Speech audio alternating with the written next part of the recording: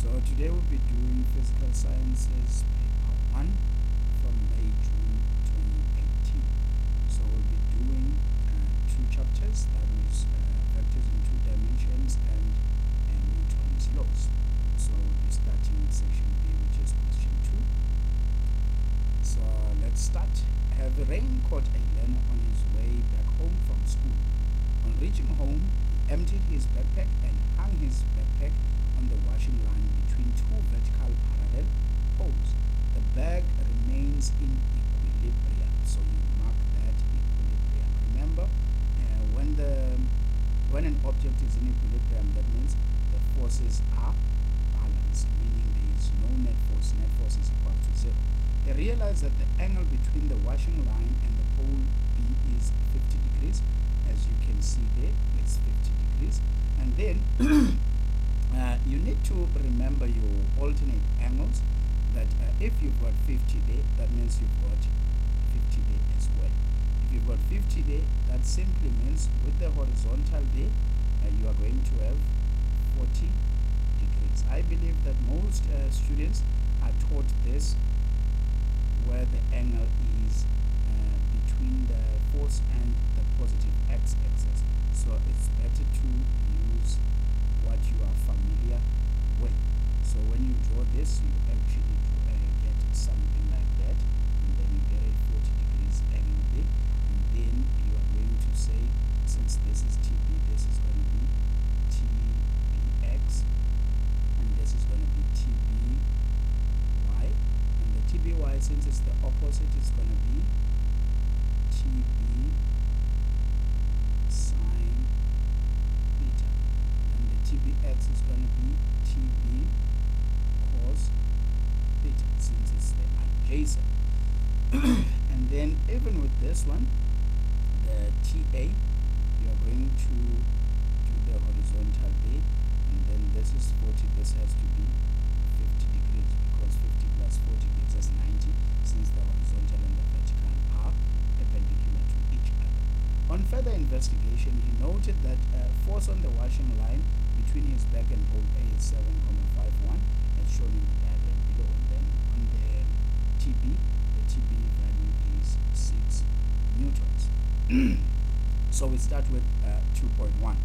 Draw a vector diagram showing at least one angle and all forces acting on the back.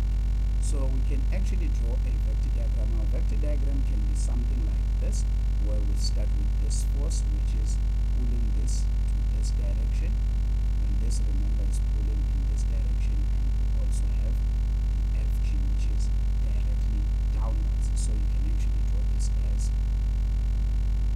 TA, then TB,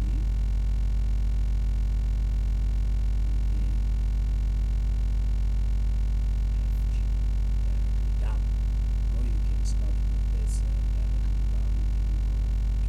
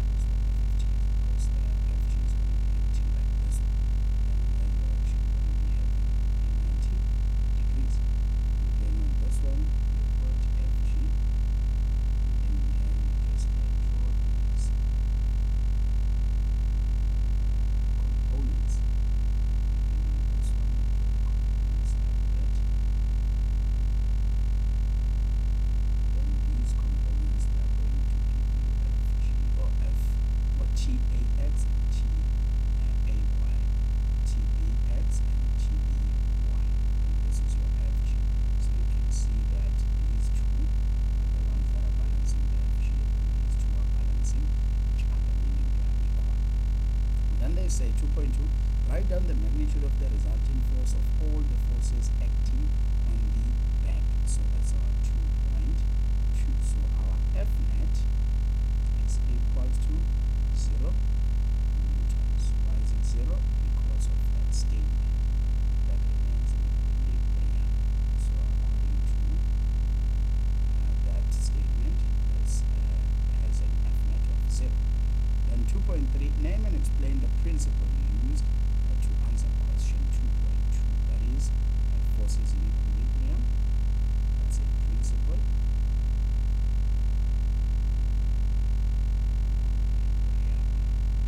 Or you can simply use Newton's first law, that the bag is going to remain stationary unless it is acted on by an unbalanced net force. So Newton's first law. And then we go to 2.4. Calculate the mass of this wet bag if the force on the washing line between the bag and the pole A is 7.51. Now you can see that we cannot use these forces because they do not have the mass.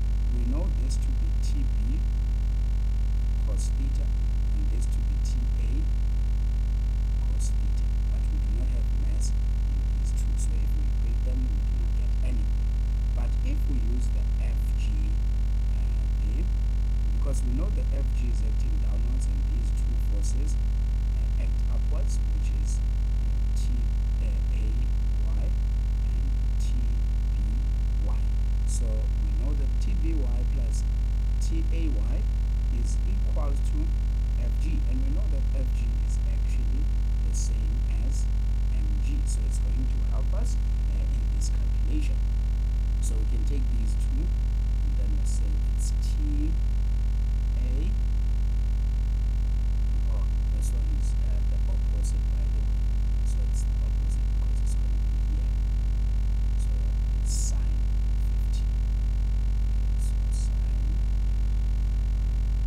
50 plus TB sine, what's the angle? It's 40. Sine 40 degrees. All this is equal to mg, or our g, we can simply substitute the 9.8, and then we can divide both sides by the 9.8. So our mass is equal to, our TA is 7.51, and then sine 50 plus 6 sine 40, all that is over 9.8, and then we are going to get our mass as 7.51 sine 50, and then plus 6 sine 40, and then all that is divided by 9.8, and the answer becomes 0.98, which can be kilogram. Then we go to 2.5. So 2.5 says, when the bag is completely dry, the washing line becomes more contracted, more horizontal. So that means it goes from something that is like this to something that is like that. This is now the bag there. And then we want to see something here. They say, how would the magnitude of FB change? Write down on the increase, decrease, or remain the same.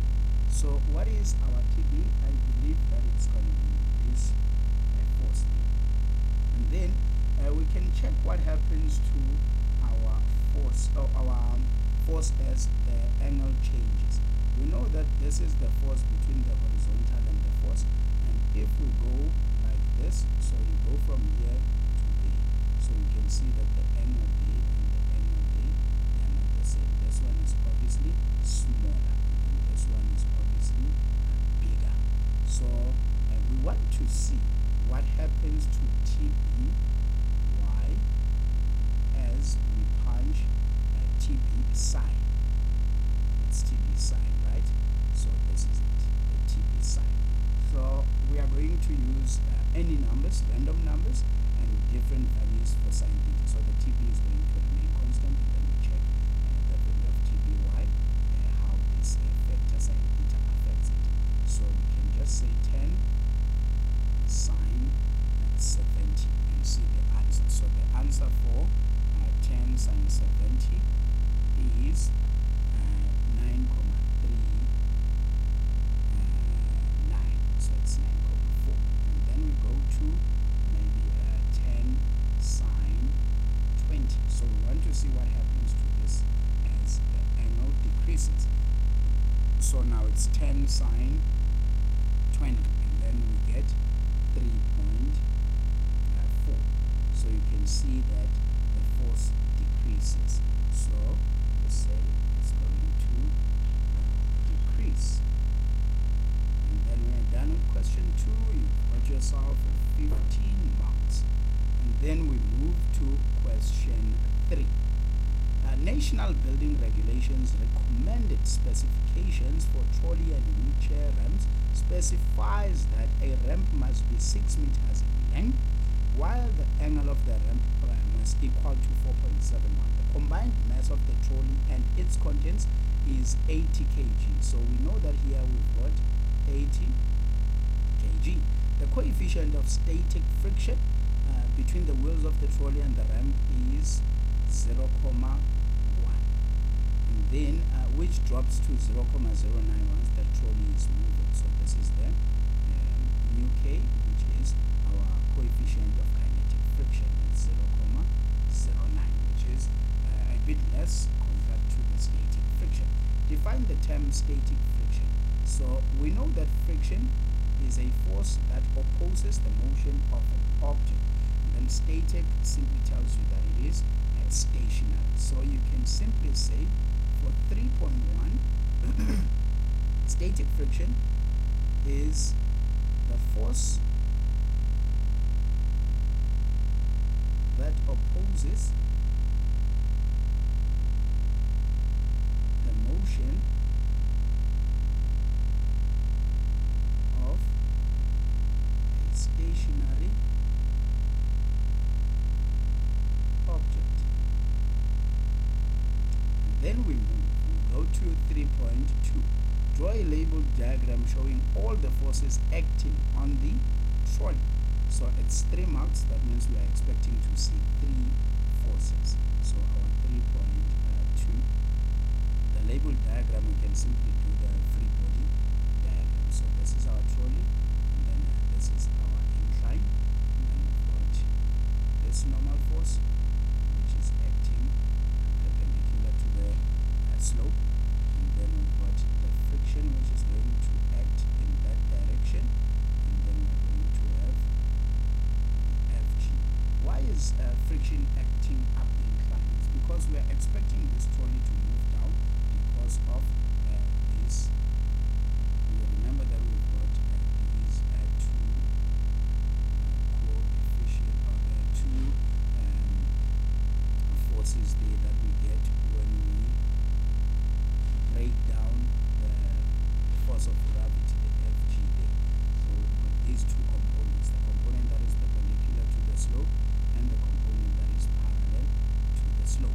And then this one is equal to Fg sine theta because it's the opposite. And then for our theta we use that very same value, so the angle then becomes that 4.76. And then this one, the Fg perpendicular, is going to be Fg cos, since it's the adjacent, cos theta. So our theta is the 4.76 degrees. And you can see again that the normal force is actually being balanced by the Fg perpendicular. And then the Ff is going to be balanced by this Fg parallel, which is acting down the slope. So it's going to be acting up the slope against the Fg parallel. And then we go to 3.3. Then our 3.3 says, while the trolley is at the top of the ramp, the means it's stationary, so it's somewhere there. So it's not moving. The forces are balanced. Calculate the normal force. So for the normal force, we are just going to calculate the Fg perpendicular, which is Fg cos theta, and our Fg is equal to mg. So our normal force is equals to Fg perpendicular, which is equals to mg cos theta, which is equals to the mass is 80 kg multiplied by 9.8, then it's cos 4.76, and then we punch that on our calculator. 80 multiplied by 9.8, and then we say multiplied by cos 4.76, and then our answer becomes 781.30 newtons. So this is our normal force, 781.3. And then they say calculate the maximum force of static friction.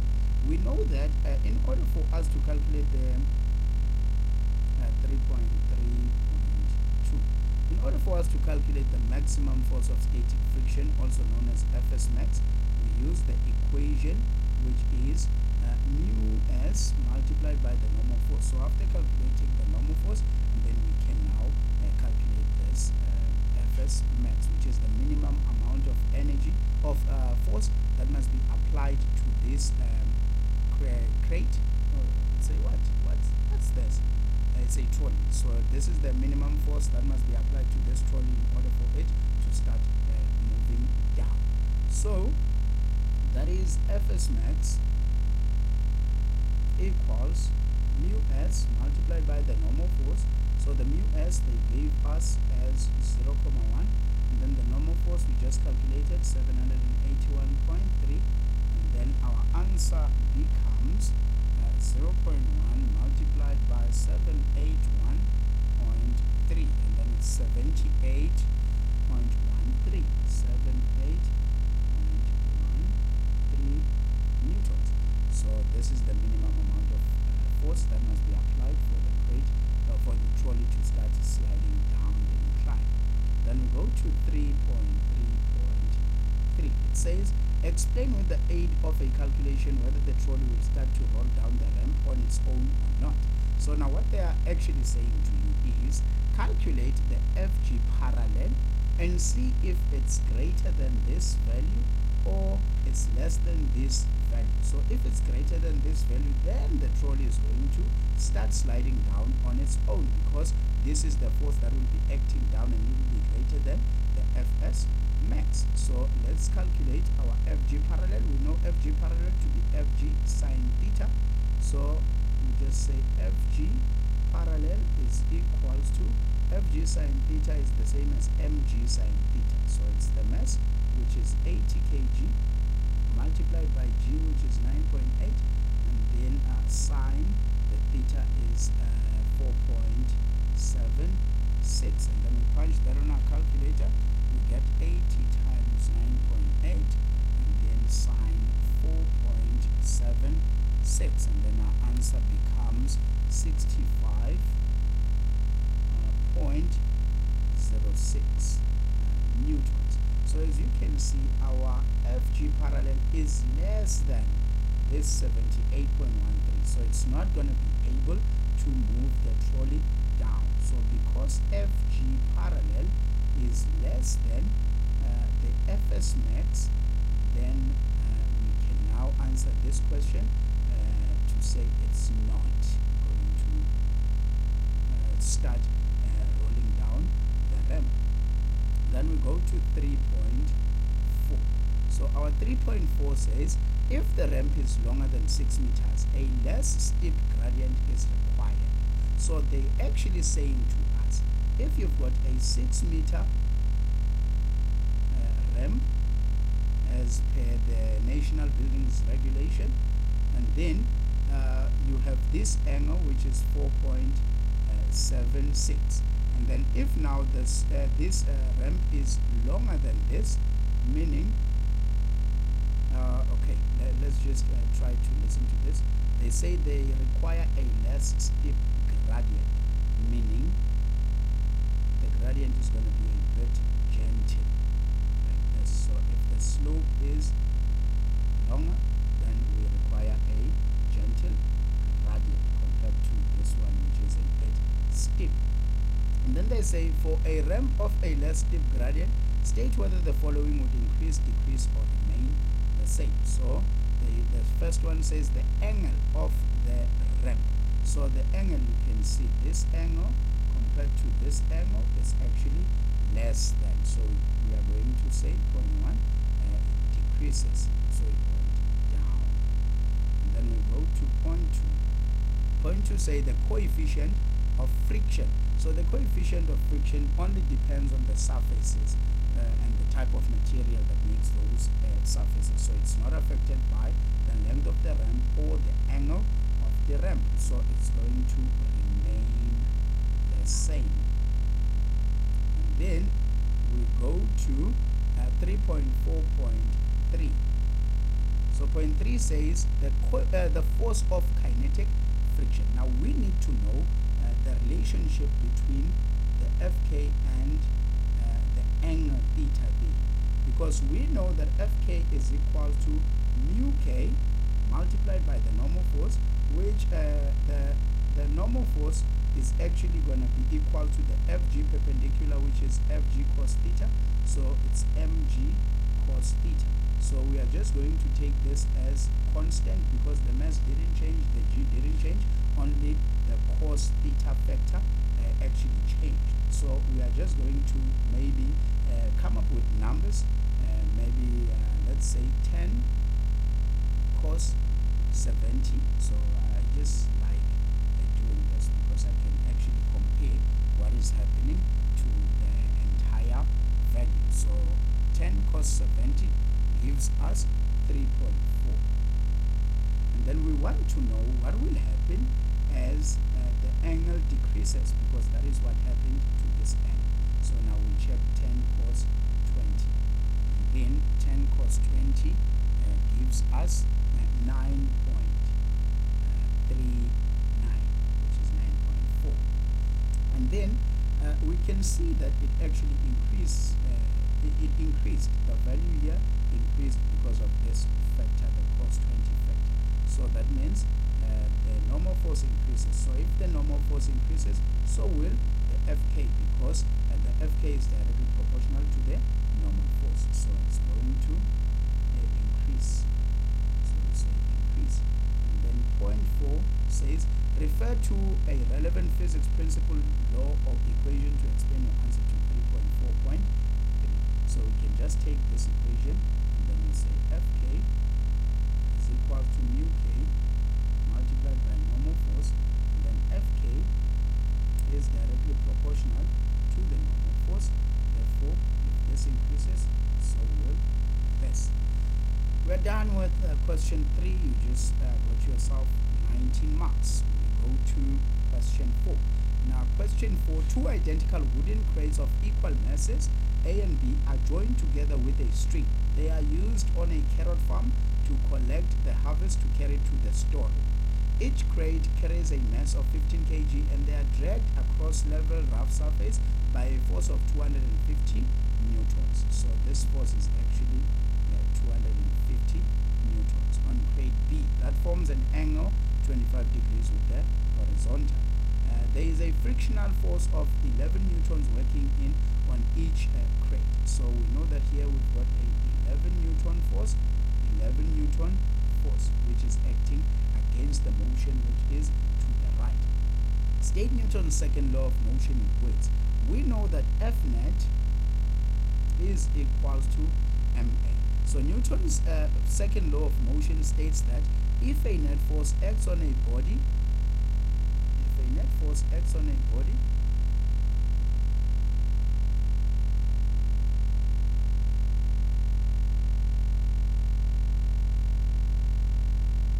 it will cause the body to accelerate. It causes the body to accelerate.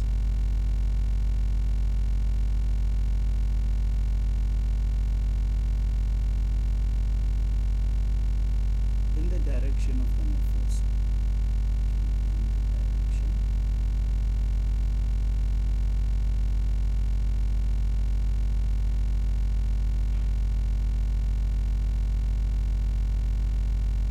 with an acceleration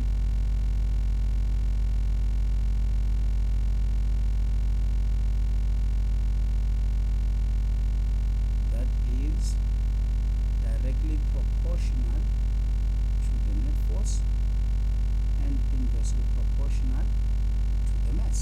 Then we're done just like that. We go to 4.2. So 4.2 says calculate the magnitude of the tension in the string. Now for the magnitude of the tension in the string, you can see it's 8 moles. So that means you have to use your simultaneous equation. You treat this A and this B as different objects, and then you calculate the value. But if you like, you can actually treat them as a single object, and then you calculate the acceleration, and then after that you can use that acceleration to work out the tension. I think we can actually just do that one. So if we do that, we are going to have one object, and then that force there, which is 250, and then acting at an angle of 25 degrees, and then we've got a friction there. Our friction now is going to be 11 plus 11, which is 22 newtons. So we only have two forces that are acting. Is going to give us something like this. So we'll start with A, equate A. We've got the two forces, which is T. I'm sure you understand how we get this. It's T minus 11 is equals to MA. Okay, since we already know the mass, let's just substitute. It's 15. There's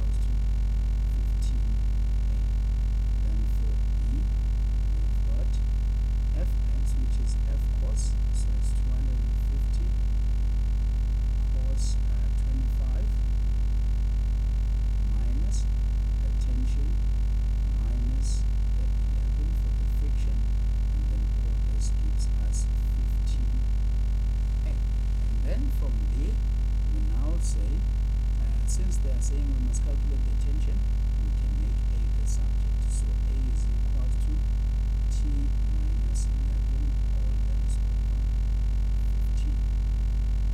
And then we go to this one, take the T to that side, the 15A to this side. So the 250 cos 25, and then minus 11 gives us a value of 215. 215,58, and then minus 15A is equals to T. And then we take these two, we equate them. So when we equate these two, we are supposed to make A the subject. So making A the subject, we just divide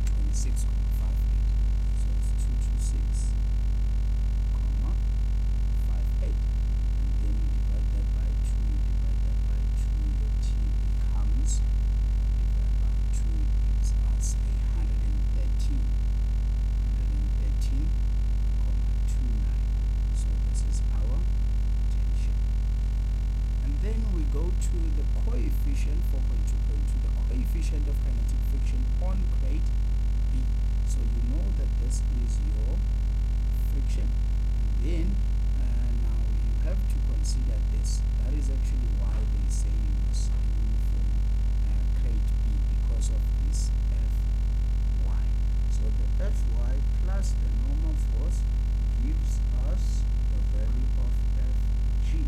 So if these two give us this, that means when we want the normal force, we are going to transpose the Fy. So the normal force is equal to Fg minus Fy. And we know that the Fy is equal to F sine theta. So when we see the normal force, we are going to use this. So the moment you use Fg, the whole thing becomes wrong. You only do that for this one, since it doesn't have a force that is acting at an angle. So the coefficient of friction, we know that our equation looks something like this. It's Fk equals mu k multiplied by the normal force, and then we know that it will simply mean the mu k is equal to Fk divided by the normal force. So in this case we can just say mg minus the F sine theta, F sine theta, and then our mu k, we're not supposed to say 0, something. So if we get an answer that is greater than that, then we know our answer is wrong. So it's 11 divided by, the mass is 15, so 15 times 9.8 minus F is 250, so it's 250 sine 25. So the mu k is equals to what? So it's 11 divided by into 15 times 9.8, and then minus 250 sine 25, and then we get 0.27. So 0.27. It doesn't have units because this is the ratio. And then we go to 4.3. If a 2 kg bag of carrots is loaded to crate B without any other change made, explain what will happen to the system. So if from this 15 now we add a 2 kg, so that means now we've got a 17 kg. What will happen to what are they saying? What will happen to the system? Is it going to speed up? Is it going to slow down? Is it going to stop? What's going to happen? So it's obviously going to move a bit slower, because adding this actually increases the value of this. So if we increase the value of Fg with this constant and this constant, and then we know that we are actually going to be increasing this normal force. So increasing Fg also increases the normal force. It's like saying 7 minus 2, and then now we say 9 minus 2. So this is actually what is happening. So 7 minus 2 gives you 5, and 9 minus 2 gives you 7. So you can see that the normal force increases. So if we increase the normal force, we are actually increasing the friction. Increasing the friction decreases the F net. So if we decrease the F net, that means the whole system is going to be moving slower. So the system will slow down.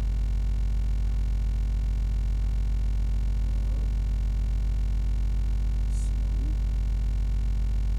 down. And then we are done with question 4. We go to question 5. Now what does question 5 say? Question 5 says, the actor Christian Bale performed his most dangerous stunt in the movie Rescue Dawn. Bale had to hang on a rope below the helicopter as he was lifted from an open space in the forest. The system comprising of the helicopter mass of 2 tons and Bale hanging stationary is represented below. So he's stationary, so we know that the forces are actually balanced. The mass of Bale is 80 kg, so we know the mass to be 80 kg, that is Bale's mass. Rope A connects Bale to the helicopter and there is a tension of 920. So we know that the tension is 920 newtons. And then they say the rope does not stretch and the mass of the rope can be ignored. Draw a labeled free body diagram showing all the forces acting on bail. So the forces that will act on bail here are going to be 3, as you can see the number of marks there. You know that this blade is going to exert a force that is downwards. That is actually what is taking this whole system upwards, the force that is going down. So also the tension is acting upwards on bail, and then the Fg obviously is going down. So you've got 2 forces acting down. The first one is Fg, the second one is going to be Fa. You know that you cannot approach a helicopter standing upright. You have to go down a bit because of this A. And then you've got the tension acting upwards. So the tension is being balanced by 2 forces. And then they say, why does bail remain stationary despite the tension being greater than his weight? So let's check if that is actually true. Fg is equal to mg, the m is 80 times 9.8. The 80 times 9.8 gives us a value of 784. So the 784 compared to the 920 is actually less. So if we didn't have this force of the blades, or the force of the air downwards, and then this system was supposed to accelerate upwards, or bail was supposed to accelerate upwards, because the force that is upwards is greater than the force that is downwards. And then that is because the force from the air is actually an extra force present to balance tension. So in 5.2,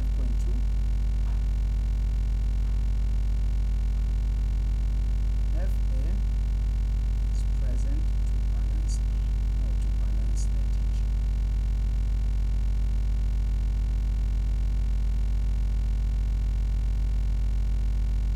In addition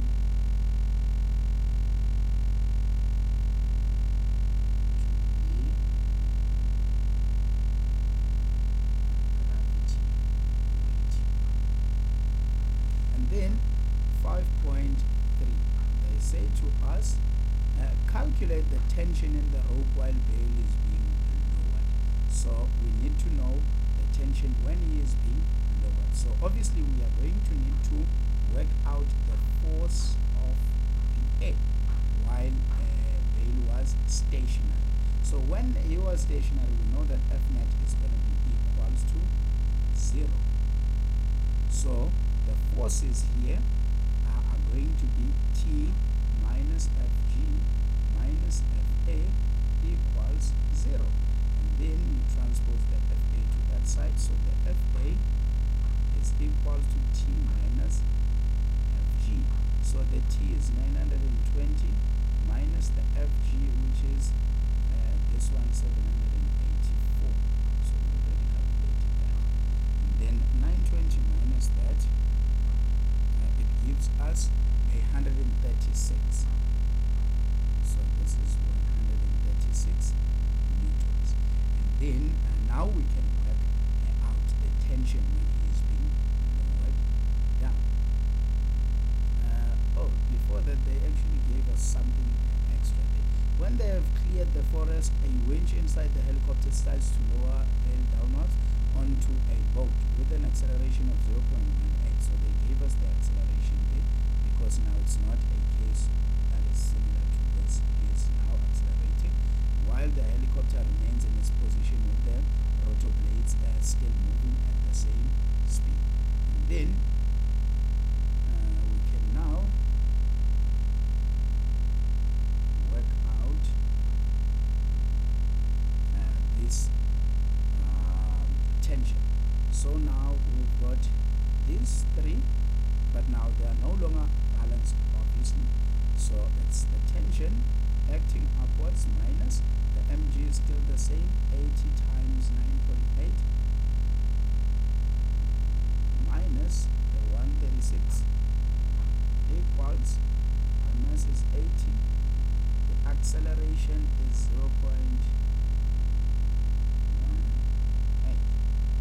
and the tension is equals to, and then what do we get there? It's 80 times 0.18 plus 80 times 9.8, which is 784, plus 136, which gives us 934.4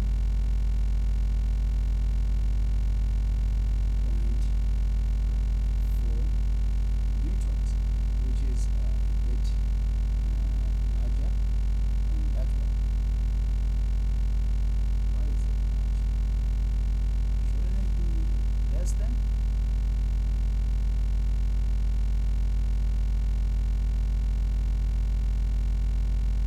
So I believe that this is actually the answer, but it's supposed to be less. Oh, acceleration is acting in the downwards direction. Let me check if I use the negative 0.18a. It's 905.6 here. I think that is what we actually did wrongly. So this is supposed to be negative, the acceleration there, since it's acting downwards. Remember, an acceleration is also a vector. So it's 905.6. So it's negative that, and then plus that, plus that. And then it makes sense because now it's less than that 920. So the force that is acting downwards is the FG and the FA. They are no longer balanced. And then identify an action-reaction force pair working on bale. So it's going to be the force of the rope on bale, which is acting upwards, and the force of bale on the rope. So we can say 5.4. We didn't do that. So state Newton's third law of motion. If body A exerts a force on body B, then body B will simultaneously exert a force on body A of the same magnitude but in the opposite direction. So we can actually just skip that and go to 5.5. Now 5.5 says identify an action reaction. So because it's acting on bale, it's going to be F rho on bale and force bale on rope. Or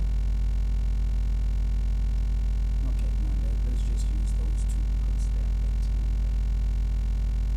And then indicate the magnitude of the force of bale on the rope. So the force of bale on the rope is going to be equal to this tension, obviously. So it's 905.6, and that is that. We are good to go.